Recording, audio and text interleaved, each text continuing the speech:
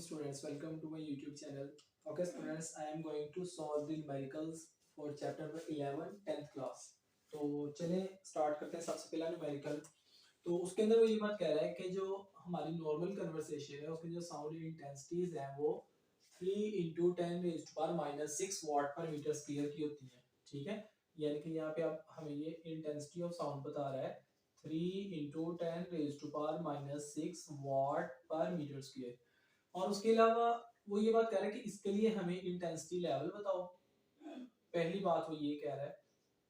उसके बाद एक्चुअली यहाँ पर ना ये दो क्वेश्चंस पूछ रहे हैं। ठीक है, इसके लिए जो उसने वो डाटा हमसे पूछा, वो ये पूछा है कि इंटेंसिटी लेवल जो है वो क्या है। ठीक है, उसके बाद नेक्स्ट वो पूछ रहा है कि अगर एक मतलब कि हमारे पास आवाज है, उसका जो साउंड लेवल है, डेसिबल लेवल है, वो 100 डेसिबल है, तो उसके लिए इंटेंसिटी बताओ। यानी कि ये उल्टे पूछ रहा है। यहाँ पर वो इंटेंसिटी लेवल बताकर इंटेंसिटी पूछ रहा है। तो अगर देखा जाए तो इस न्यूमेरिकल के दो पार्ट्स बन रहे हैं। पहले पार्ट के अंदर वो किसी अननोन साउंड की इंटेंसिटी बता के हमसे इंटेंसिटी लेवल पूछ रहा है, और दूसरे पार्ट में किसी अननोन साउंड की इंटेंसिटी लेवल बता के हमसे इंटेंसिटी पूछ रहा है। क्लियर है। फॉर्मूला की बात करें तो फॉर्मूला दोनों के लिए एक ही सेम फॉर्मूला लगेगा। Intensity level equals to 10 into logarithm of I divided by I naught into decibel। Clear है। तो एक्चुअली इसको मैं जरा इस तरह लाइन लगा के कर लेता हूँ। इसके जो दो डिफरेंट पार्ट्स हैं उसके अंदर, तो पहले हम ये वाला पोर्शन सॉल्व करते हैं, फिर वो वाला पोर्शन सॉल्व करेंगे। तो यहाँ पर इंटेंसिटी लेवल इक्वल आ जाना है 10 into logarithm of I divided by I naught into decibel। अब I naught की वैल्यू क्या होती है ये हमें वैसे ही पता होनी चाहिए, चाहे वो बताए या ना बताए। I naught की value, I naught is the intensity for faintest audible sound and it is equal to 10⁻⁻12 watt per meter square। Clear है। इसी तरह नेक्स्ट हम बात करते हैं कि इसके लिए इंटेंसिटी लेवल क्या हो जाएगा। तो 10 इंटू लॉगरिथम ऑफ आई की जगह मैं आई की वैल्यू पुट कर दूंगा 3 इंटू 10⁻⁻6 वाट पर मीटर स्क्वायर।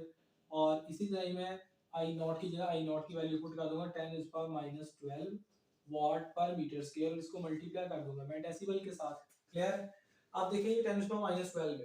पहली बात तो ये वाट पर मीटर स्क्वायर वाट पर मीटर स्क्वायर से कट जाएगा। ठीक है, 10⁻12 ऊपर आके 10⁻+12 हो गया। तो इसको एक्चुअली इस तरह में लिख सकता हूँ 10 इंटू लॉगरिथम ऑफ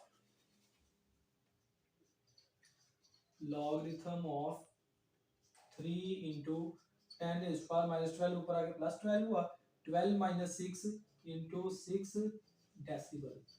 क्लियर है। आपने सिंपली इसका लॉगरिथम लेना है, लॉगरिथम लेके जो आपका आंसर है तो उसको आपने 10 से मल्टीप्लाई कर देना है। ठीक है, तो डेसिबल के अंदर जो इसका आंसर बनता है वो मेरे पास बनता है 64.8 डेसिबल। सिंपल। तो इसी तरह यहाँ पे अब नेक्स्ट अगर मैं इसके रिजल्ट्स गिनना चाहूँ तो रिजल्ट्स में जरा बाद में नहीं, क्योंकि अभी सिर्फ मैंने एक पार्ट जो है सॉल्व किया है, तो रिजल्ट्स में इसके बाद में लिखता हूँ। दूसरा पार्ट सॉल्व कर लेते हैं, उसके लिए भी फॉर्मूला सेम लगेगा कि इंटेंसिटी लेवल जो है वो किसके इक्वल होता है 10 into logarithm of I divided by I not into decibel. Clear. अब इसके लिए भी सेम फॉर्मूला है, लेकिन यहाँ पर ना हमें थोड़ी सी कैलकुलेशन करनी पड़नी है। वो कैलकुलेशन क्या करनी पड़नी है हमें कि एक्चुअली जो उसने यहाँ पे हमसे क्वांटिटी पूछी है वो फंक्शन के अंडर आ रही है। क्लियर। तो उसको पहले मुझे जरा फंक्शन से बाहर निकालना पड़ना है। लॉगरिथम के अंडर आ रही है, उसको मुझे लॉग से जरा अलग करना पड़ना है। ठीक है, तो उसके लिए मैं यहाँ पे थोड़ी सी जो है ना इसी इक्वेशन इसी फॉर्मूला को थोड़ा सा रीअरेंज करूंगा। ठीक है, तो आपने देख लेना ये 10 इधर आके डिवाइड हो जाएगा, तो मैं इस तरह लिख सकता हूँ logarithm of I divided by I not equals to intensity level divided by 10। Clear. इसी तरह ही अब ये मेरे पास लॉगरिथम जो है वो रेशियो में है single logarithm. According to second of logarithm मैं इसको इस तरह लिख सकता हूँ logarithm of I minus logarithm of I not equals to, ये ऐसे ही आ जाएगा मेरे पास intensity level divided by 10। Actually मैंने लॉगरिथम ऑफ I यानी कि ये फाइंड करना है, ये तरह के प्लस हो जाएगा, तो ये मेरे पास लॉगरिथम ऑफ I किसके इक्वल आ जाएगा, इक्वल आ जाएगा intensity level divided by 10 plus logarithm of I not. Clear है। अब मैं वैल्यूज पुट करता हूँ और फिर जो आंसर आएगा उसका मैं एंटी लॉग लूंगा, मेरे पास आ जाएगा। तो पहले चलो मैं वैल्यूज पुट कर लेता हूँ। तो लॉगरिथम ऑफ आई जो है वो किसके इक्वल आ जाएगा, वो इक्वल आ जाएगा इंटेंसिटी लेवल मेरे पास 100 डेसिबल है, इसको मैं डिवाइड कर दूंगा 10 के साथ, प्लस लॉगरिथम ले लूंगा 10 रेज टू पावर माइनस 12 का। क्लियर है? यहाँ पर मेरे पास क्या आ जाना है, यहाँ पर मेरे पास आ जाना है 10 आ जाना है, और यहाँ पर देखें ये माइनस 12 पावर में ये शुरू में आ जाएगा। क्लियर है? तो इसको मैं ऐसे लिख सकता हूँ plus minus 12 log rhythm of 10। अब लॉग ऑफ 10 आपको पता है किसके इक्वल होता है, लॉग ऑफ 10 इक्वल होता है 1 के। ठीक है? और 1 को जब मैं माइनस 12 से मल्टीप्लाई करूंगा माइनस 12 आ जाएगा, तो ये इक्वल आ जाएगा 10 माइनस 12। तो इसी तरह मेरे पास लॉग रिथम ऑफ आई जो है वो इक्वल आ जाना है माइनस 2 के। अब यहाँ से मैं क्या करूंगा, एक्चुअली मेरे पास लॉग ऑफ आई की वैल्यू आई है। क्लियर है? तो यहाँ से मैं क्या करूंगा कि इसको जाके एंटी लॉग ले लूंगा, तो आई जो है वो इक्वल आ जाएगा मेरे पास anti log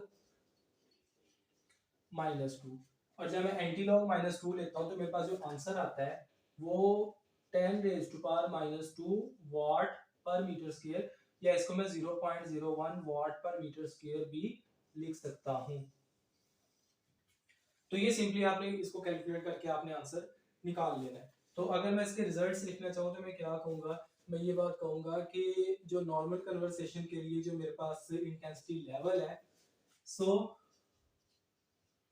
intensity level for normal conversation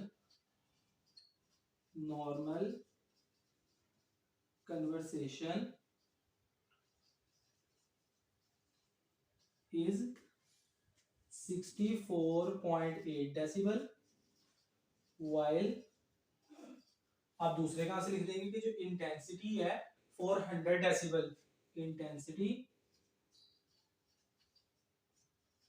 for 100 decibel is 0.01 watt पर मीटर स्क्वायर। क्लियर है? तो ये मैंने दोनों के आंसर्स के रिजल्ट्स में लिख दिए हैं। तो चलिए हम मूव करते हैं नेक्स्ट न्यूमेरिकल पे।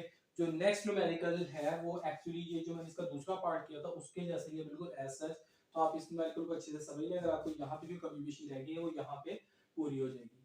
वो कह रहे हैं कि अनारकली बाजार लाहौर के अंदर जो इंटेंसिटी लेवल है वो 80 डेसिबल है। यहाँ पे उसने इंटेंसिटी लेवल बताया हुआ है 80 डेसिबल। क्लियर है? तो वो पूछ रहे हैं कि बताएं कि वहां पे इंटेंसिटी ऑफ साउंड क्या होगी। तो साउंड इंटेंसिटी उसने पूछी हुई है। तो अगेन वही बात कि आई नॉट की वैल्यू हमें पता होनी चाहिए, वो बताए या ना बताए। तो ये 10⁻⁻12 वाट पर मीटर स्क्वायर होती है। क्लियर है? अगर मैं फॉर्मूला की बात करूं तो इसके अंदर सिमिलरली वही फॉर्मूला लगेगा जो सही यहाँ पे लगा था, और ये एग्जैक्टली इसी न्यूमेरिकल की तरह का है, बस वैल्यूज चेंज है। तो यहाँ पर नेक्स्ट हम बात करते हैं कि फॉर्मूला किसकी इक्वल हो जाएगा, I equals to 10 into logarithm of intensity level equals to 10 into logarithm of I divided by I not into decibel. Clear है? तो यहाँ पर अब नेक्स्ट मैं सॉल्यूशन की तरफ आता हूँ। तो यहाँ पर देखेंगे अगेन जो चीज उसने पूछी हुई है वो फंक्शन के अंदर आ रही है। तो मैं एग्जैक्टली जैसे यहाँ पे अरेंजमेंट्स की थी वहां पर ही मैं इसको रीअरेंज करूंगी यहाँ पे। तो ये 10 इधर आके डिवाइड हो जाएगा, तो यहाँ पर आ जाएगा logarithm of I divided by I not equals to intensity level divided by 10। Again वही वाले सारे स्टेप्स रिपीट होंगे कि ये जो हमारे पास सिंगल लॉगरिथम है इसको मैं अलग अलग लॉगरिथम में लिख लूंगा, log of I minus log of I not according to the second law of logarithm. ठीक है? तो ये किसकी इक्वल आ जाएगा, इंटेंसिटी लेवल डिवाइडेड बाय 10। और अगर मैं इसको अगले स्टेप में करना चाहूँ, मैं एक्चुअली यहाँ पे नीचे की जगह थोड़ी सी मैं अगला स्टेप आगे को कर रहा हूँ, तो एक्चुअली ये माइनस से तरह क्या हो जाएगा, प्लस हो जाएगा। तो ये लॉग ऑफ आई मेरे पास किसके इक्वल आ जाएगा, लॉग ऑफ आई इक्वल आ जाएगा intensity level divided by 10 plus log of I not. ये इधर माइनस था, इसको मैं उठा के इधर लेके आया तो ये क्या हो गया, प्लस हो गया। अब मैं वैल्यूज पुट कर रहा हूँ, तो लॉगरिथम ऑफ आई जो है वो इक्वल आ जा रहा है मेरे पास से इंटेंसिटी लेवल जो है वो मेरे पास 80 डेसिबल है डिवाइडेड बाय 10 और प्लस लॉगरिथम ऑफ 10 into 10 की रेज के बाद -12। क्लियर? अब आपको पता -12 उठ के शुरू में आ जाएगा और log ऑफ 10 जो है वो इक्वल होता है 1 के। तो यहाँ पर मैं लिख लूंगा log of i equals to ये 80 डिवाइडेड बाय 10 8 हो जाना है, और ये मैं डायरेक्टली यहाँ पे फिर आप कर रहा हूँ कि -12 उठ के शुरू में आया तो ये -12 हो जाना है, और log ऑफ 10 जो है वो किसके इक्वल आ जाना है, 1 के इक्वल आ जाना है, इसलिए मैंने उसको इग्नोर कर दिया। क्लियर है? तो यहाँ पर जो मेरे पास लॉगरिथम ऑफ आई है वो किसके इक्वल आ जाना है, वो -4 के इक्वल आ जाना है। क्लियर है? तो सिंपली आपने यहाँ पे क्या करना है, यहाँ पर आपने जो इंटेंसिटी लेवल फाइंड करने के लिए एंटी लॉग ले लेना है -4 का, और जब आप एंटी लॉग लेंगे -4 का तो आपके पास जो आंसर है वो आ जाएगा 10⁻⁻⁴ वाट पर मीटर स्क्वायर। क्लियर? तो इस तरह ये इसका आंसर है। तो अगर मैं इसका रिजल्ट लिखना चाहूँ तो मैं कहूंगा कि सो at Anarkali Bazaar Lahore the intensity is 10⁻⁴ watt per metre square for 80 decibel. So at Anarkali बाजार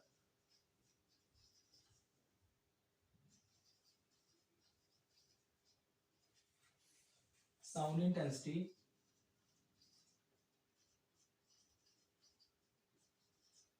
is 10⁻⁴ watt per meter square for 80 decibel. Clear है? ओके, तो चलिए हम नेक्स्ट न्यूमेरिकल पे मूव करते हैं। नेक्स्ट न्यूमेरिकल इजी है, वो ये बात कह रहा है कि एक खास टेम्परेचर पे जो स्पीड ऑफ साउंड है वो 330 मीटर पर सेकंड है। ठीक है, यानी कि स्पीड ऑफ साउंड कितनी है, 330 मीटर पर सेकंड। उसके बाद कह रहे हैं कि अगर वेवलेंथ उस दौरान 5 सेंटीमीटर, यानी कि वेवलेंथ वो पूछ रहा है कितनी है, 5 सेंटीमीटर है। इसको मैं 100 से डिवाइड करूंगा और 100 से डिवाइड करके मीटर में कन्वर्ट कर लूंगा, ये आ जाएगा 0.05 मीटर। तो वो कह रहे हैं कि फ्रीक्वेंसी कैलकुलेट करें, यानी कि हमने फाइंड क्या करना है, यहाँ पे फ्रीक्वेंसी कैलकुलेट करनी है। और उसके बाद वो एक और क्वेश्चन आपसे यहाँ पे पूछ रहा है कि बताएं कि ये फ्रीक्वेंसी ह्यूमन ईयर के लिए ऑडिबल रेंज में आती है या नहीं आती। क्लियर है? तो अब आपको पता है कि जो नॉर्मल फ्रीक्वेंसी रेंज है फॉर ह्यूमन ईयर वो कितनी है, 20 से लेकर 20,000 हर्ट्ज तक। तो चलिए इसको हम देखते हैं। फॉर्मूला हमारे पास क्या होगा, simply v equals to F lambda. ठीक है, फ्रीक्वेंसी हमने कैलकुलेट करनी है, तो फ्रीक्वेंसी जो है वो हमारे पास आ जानी है v, और ये लैम्डा इधर आके डिवाइड हो जाएगा v ओवर लैम्डा। ठीक है, तो फ्रीक्वेंसी इक्वल आ जानी है हमारे पास 330 मीटर पर सेकेंड डिवाइडेड बाय जो लैम्डा है हमारे पास आ जाना है 0.05 मीटर। तो अगर मैं फ्रीक्वेंसी की बात करूँ तो फ्रीक्वेंसी आ जाएगी मेरे पास 6600 हर्ट्ज। जब आप इसको कैलकुलेट करेंगे ये मीटर से मीटर कट जाएगा, पर सेकंड हर्ट्ज के इक्वल होता है। वैसे भी फ्रीक्वेंसी का यूनिट हर्ट्ज होता है, तो यहाँ पर ये एक्चुअली 6600 हर्ट्ज आ रही है। तो आप देखें 6600 actually it is greater than 20 and less than 20,000। तो इसका मतलब कि अगर इतनी फ्रीक्वेंसी की आवाज पैदा हो रही है तो हम उसको सुन सकते हैं, वो ऑडिबल रेंज में आती है। क्लियर है? तो यहाँ पर आप इसके रिजल्ट्स में क्या लिखेंगे, दो बातें लिखेंगे। सबसे पहली बात, so the frequency of the sound is 6600 hertz. Clear है? उसके बाद आपने एक और बात यहाँ पे लिखनी है कि as normal frequency range, audible frequency range, normal audible frequency range for human ear is 20 to 20,000 hertz. So this is audible sound.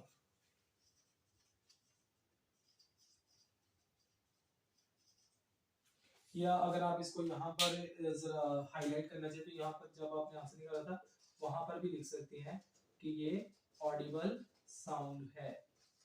Clear है? तो चलिए ये न्यूमेरिकल नंबर 11.3 था। तो अब नेक्स्ट न्यूमेरिकल करने के लिए मूव करते हैं नेक्स्ट बोर्ड पे।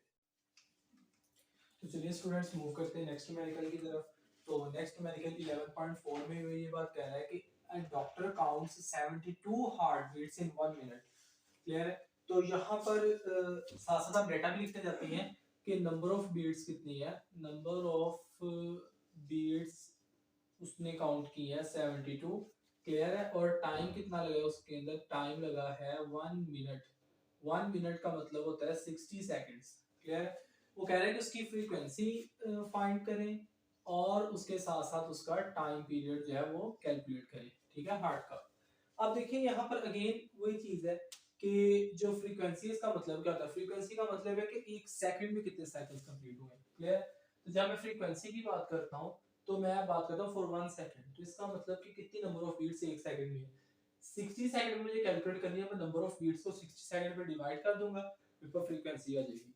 तो अगर मैं यहाँ पर फ्रीक्वेंसी का formula from the definition of frequency बनाकर लिखना चाहूँ तो इस तरह आ सकता है कि frequency equals to number of beats divided by time. तो ये 1 सेकंड के लिए मेरे पास नंबर ऑफ बीट्स आ जाएंगे। उसके बाद नेक्स्ट बात ये है कि टाइम पीरियड जो है उसका आपको पता है वो फ्रीक्वेंसी के रेसिप्रोकल होती है, क्लियर है। तो इसलिए यहाँ पर नेक्स्ट हम बात करते हैं, पहले फ्रीक्वेंसी कैलकुलेट कर लेते हैं। तो फ्रीक्वेंसी जो है वो किसकी इक्वल आ जानी है, फ्रीक्वेंसी इक्वल आ जानी है 72 beats divided by 60 seconds, clear. तो ये ऑलमोस्ट हमारे पास जो आंसर है वो 1.2 हर्ट्ज आ जाना है। इसी तरह नेक्स्ट हम बात करते हैं कि जब हम टाइम पीरियड की बात करेंगे तो टाइम पीरियड जो है वो फ्रीक्वेंसी के रेसिप्रोकल होता है। तो यहाँ पर मैं टाइम पीरियड कैलकुलेट करूंगा तो ये आ जाएगा 1 डिवाइडेड बाय 1.2 हर्ट्ज, क्लियर है। तो जो टाइम पीरियड मेरे पास आ जाएगा वो 0.8 सेकंड्स आ जाएगा, क्लियर। इस तरह नेक्स्ट ये सिंपल सा न्यूमेरिकल था, इसका आंसर आ गया। तो अगर मैं इसके रिजल्ट्स कैलकुलेट करना चाहूँ या रिजल्ट्स जो इनको समराइज करना चाहूँ तो रिजल्ट्स में कैसे लिखूंगा कि so the frequency of the heart is 1.2 hertz। तो इसी तरह अगर मैं टाइम पीरियड के लिए लिखना चाहूँ तो एंड टाइम पीरियड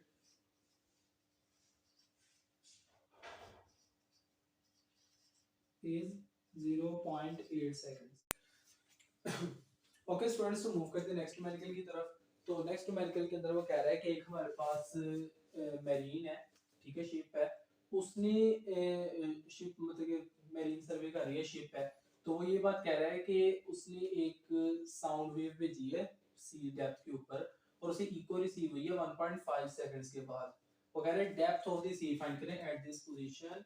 ये न्यूमेरिकल में थोड़ी सी मिस्टेक रह गई है, यहाँ पर आना था कि if the speed of sound is 1500 metre per second. ये जरा आप बुक से देख लीजिएगा, ये थोड़ी सी एक लाइन मिस हो गई थी तो मैंने यहाँ पे कंप्लीट कर दी है। यहाँ पे speed of sound 1500 metre per second हो तो, ठीक है। तो यहाँ पर ना एक्चुअली इस बात को जरा समझें, ठीक है। ये जरा पहले सिचुएशन अज्यूम कर लें कि वो क्या कह रहा है कि ये मेरे पास एक शिप है और ये मेरीन सर्वे कर रही है और ये सी डेप्थ है।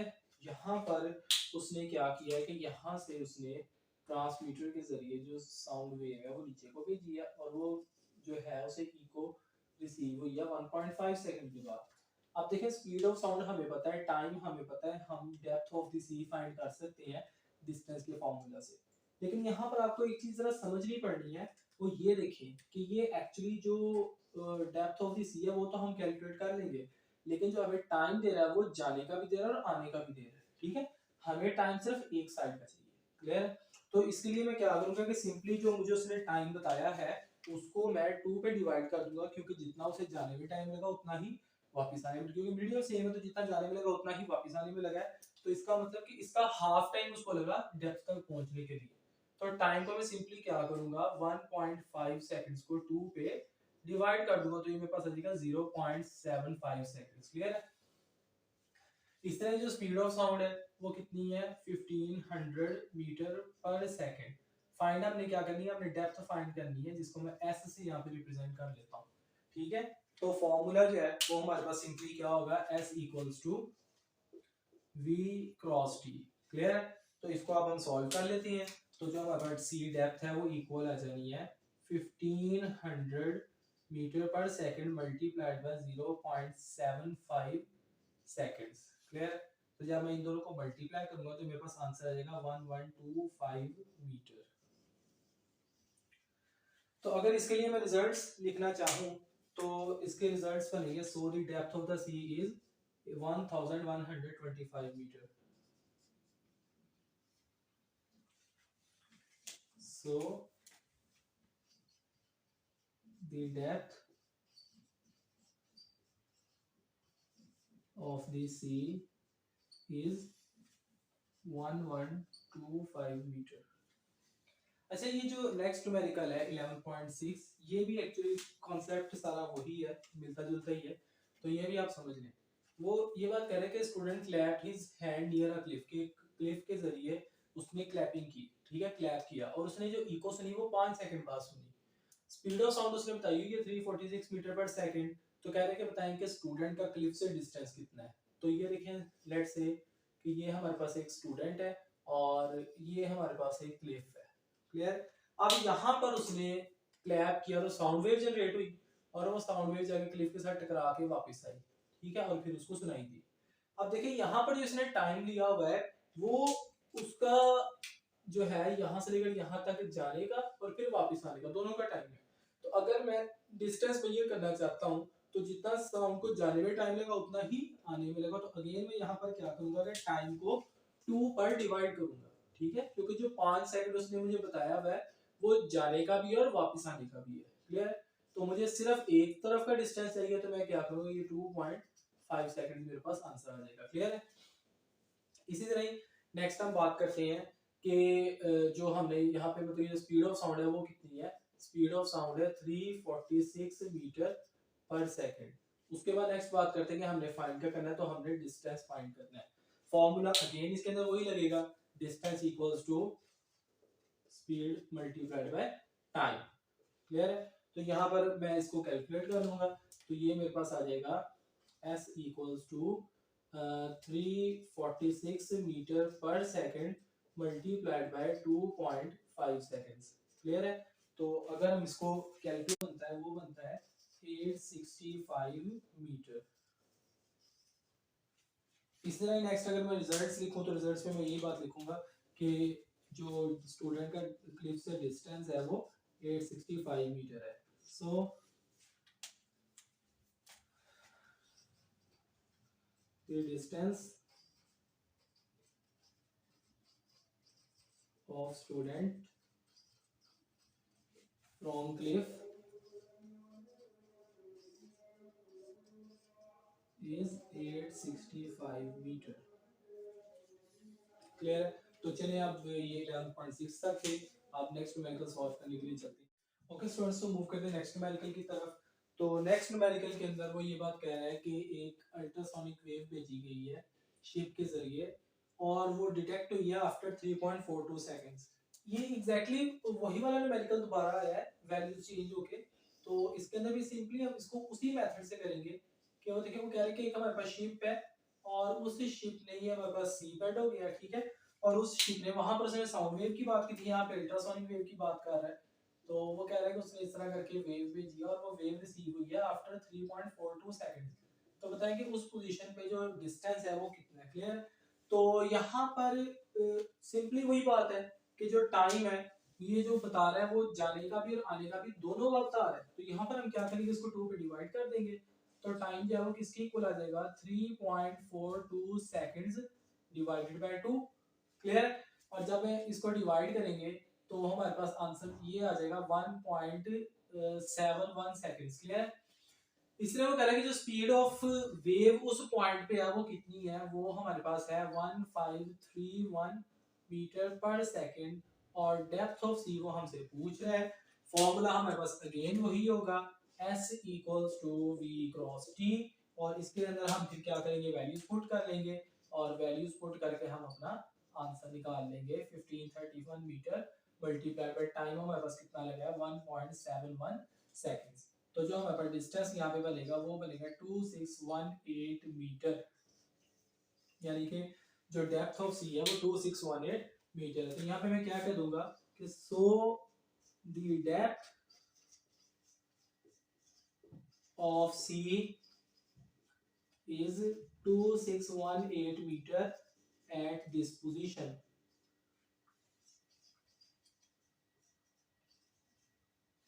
नेक्स्ट अब हम बात करते हैं कि जो हाईएस्ट न्यूमेरिकल नंबर 11.8 में वो कह रहा है कि हाईएस्ट फ्रीक्वेंसी जो कि इंसान सुन सकता है वो 20,000 हर्ट्ज है, और कह रहा है कि उसकी वेवलेंथ बताएं एट 20 डिग्री सेंटीग्रेड, और कह रहा है कि लोएस्ट साउंड जो कि इंसान सुन सकता है लोएस्ट फ्रीक्वेंसी की वो 20 हर्ट्ज है, और कह रहा है कि इसकी भी वेवलेंथ बताएं एट 20 डिग्री सेंटीग्रेड। तो एक्चुअली 20 डिग्री सेंटीग्रेड से टेम्परेचर का जिक्र किया हुआ है, लेकिन आप लोगों के लेवल पे टेम्परेचर का स्पीड ऑफ साउंड के साथ या वेवलेंथ के साथ कोई ताल्लुक एक्सप्लेन नहीं किया गया, तो ये जस्ट कह लो कि एक कंफ्यूजिंग पॉइंट है और कुछ नहीं है। तो नेक्स्ट हम बात करते हैं कि इसको फिलहाल आप इग्नोर कर देंगे, बाकी जो डाटा है वो हम लिख लेंगे, ठीक है। तो यहाँ पर जो मतलब कि हमारे पास हाईएस्ट फ्रीक्वेंसी है, ठीक है, एफ हाईएस्ट जो हमारे पास यहाँ पर है वो है 20,000 हर्ट्ज, क्लियर। और इस तरह हमारे पास जो एफ लोएस्ट है वो कितनी है, वो है 20 हर्ट्ज, क्लियर है। तो स्पीड ऑफ साउंड दोनों के लिए उसने सेम बताई हुई है 343 मीटर पर सेकंड, ठीक है। तो यहाँ पर आपको कह रहा है कि वेवलेंथ फाइंड करें, तो एक्चुअली अगेन वही बात कि जो लोएस्ट फ्रीक्वेंसी के लिए वेवलेंथ है वो हमने कैलकुलेट करनी है, हाईएस्ट फ्रीक्वेंसी के लिए वेवलेंथ जो है वो हमने कैलकुलेट करनी है। फॉर्मूला हमारे पास अगेन जो है वही वाला हो जाएगा, v equals to F lambda. अब यहाँ पर मैं दरमियान में कॉलम लगा रहा हूँ, तो यहाँ पर मैं लिख रहा हूँ फॉर हाईएस्ट फ्रीक्वेंसी, और यहाँ पर मैं लिख रहा हूँ फॉर लोएस्ट फ्रीक्वेंसी, क्लियर है। तो वेवलेंथ की बात करूँ तो फ्रीक्वेंसी तरह के डिवाइड हो जाएगी, तो यहाँ पर जो वेवलेंथ है वो इक्वल आ जाएगी F highest divided by, sorry lambda find करें तो फ्रीक्वेंसी तरह की डिवाइड होनी है, तो यहाँ पर हमारे पास जो आ जाना है कि स्पीड यानी कि v divided by F highest. इस तरह यहाँ पर जो वेवलेंथ है वो हमारे पास आ जानी है speed divided by F lowest, clear है। तो यहाँ पर अगर मैं वेवलेंथ कैलकुलेट कर दूँ हमारे पास आ जाना 343 मीटर पर सेकेंड डिवाइडेड बाय 20,000 हर्ट्ज, और ये मेरे पास आ जाना 1.72 इंटू 10⁻⁻² मीटर, ये मेरे पास इसका आंसर आ जा रहा है। इस तरह अगर मैं यहाँ पे कैलकुलेट करूँ तो यहाँ पर जो मेरे पास वेवलेंथ है वो आ जानी है 343 मीटर पर सेकेंड डिवाइडेड बाय फ्रीक्वेंसी जो है वो मेरे पास आ जानी है 20 हर्ट्ज, क्लियर है। तो इस तरह यहाँ पर मेरे पास जो आंसर देना वाला है 17.15 समथिंग आना है, तो मैं 17 पॉइंट अप्रोक्सीमेशन लगा के 17.2 कर लेता हूँ राउंड ऑफ करके, ठीक है। तो ये मेरे पास इसका आंसर आ जाना है, ओके। तो इस तरह हम इसके फिर रिजल्ट्स लिख देंगे, तो यहाँ पे मैं रिजल्ट्स लिख रहा हूँ, so the frequency sorry the wavelength for 20,000 hertz is 1.72 into 10⁻⁻² meter, while for 20 hertz is 17.2 metre. तो चलिए स्टूडेंट्स हम मूव करते हैं नेक्स्ट न्यूमेरिकल की तरफ 11.9 पे। तो 11.9 में वो कह रहा है कि मेरे पास एक साउंड वेव है जिसकी फ्रीक्वेंसी 2 किलोहर्ट्ज है। फ्रीक्वेंसी 2 किलोहर्ट्ज होने का मतलब कि 1 किलो इक्वल्स टू 1000, तो ये हो जाएगी हमारे पास 2000 हर्ट्ज, क्लियर। और वो कह रहे हैं कि उसकी जो वेवलेंथ है हमारे पास वो 35 सेंटीमीटर है। अब सेंटीमीटर को मीटर में कन्वर्ट करना है, मैं 100 से डिवाइड करूंगा और ये मेरे पास मीटर में आ जाएगी जो कि 0.35 मीटर बनेगी, क्लियर। उसके बाद कह रहा है कि बताओ कि उसने 1.5 किलोमीटर का डिस्टेंस ट्रेवल करना है, तो उसको टाइम कितना लगेगा, जो हमसे पूछ रहा है वो पूछ रहा है उसको टाइम कितना लगेगा। अब देखें यहाँ पर ना एक्चुअली टाइम फाइंड करने के लिए मुझे उसकी स्पीड पता होना जरूरी है, तो मैं इन दोनों चीजों को यूज करके उसकी स्पीड मालूम कर लूंगा, और स्पीड मालूम करके फिर इन दोनों चीजों के साथ उसको टाइम जो है वो कैलकुलेट कर लूंगा, क्लियर है। तो एक्चुअली यहाँ पे स्पीड उसने फाइंड करने का कहीं कहा नहीं हुआ, लेकिन जो उसने डाटा पूछा हुआ है, जो उसने बात पूछी हुई है, उसके लिए हमें स्पीड का पता होना बहुत जरूरी है। तो यहाँ पर पहले मैं स्पीड फाइंड करूंगा, और स्पीड जो है वो किसकी इक्वल होगी, एफ लैम्डा के, क्लियर है।